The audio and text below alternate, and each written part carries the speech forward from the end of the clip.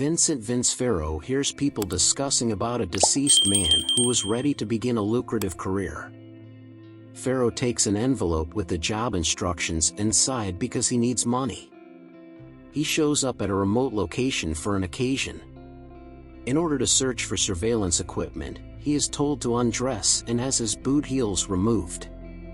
He is hired by the organizers in place of the deceased individual.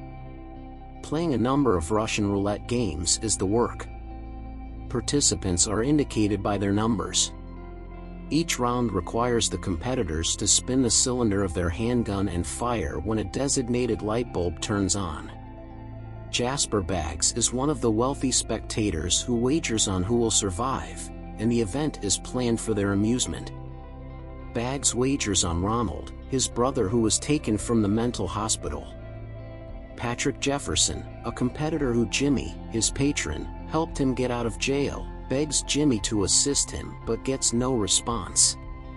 He then haggles with Jimmy over the stolen goods from a truck that he and his son stole before being sent to prison. If he dies in the game, Jimmy will get to keep half of the loot, which he demands be given to his imprisoned son.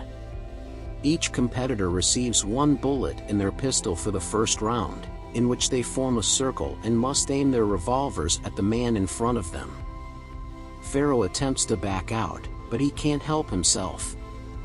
As number 13, he makes it through the opening round and only pulls the trigger when his life is in danger.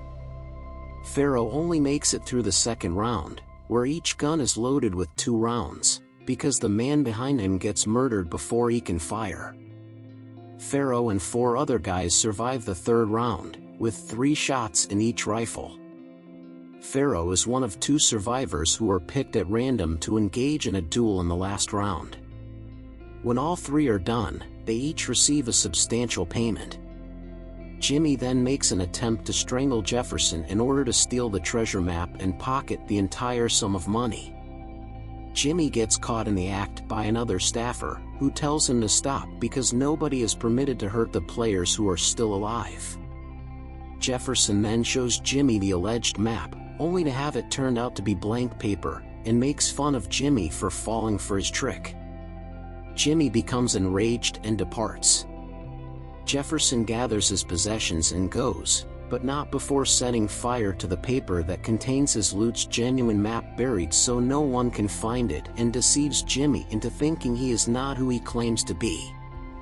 Farrow wins the duel against all odds and receives $1,850,000 USD.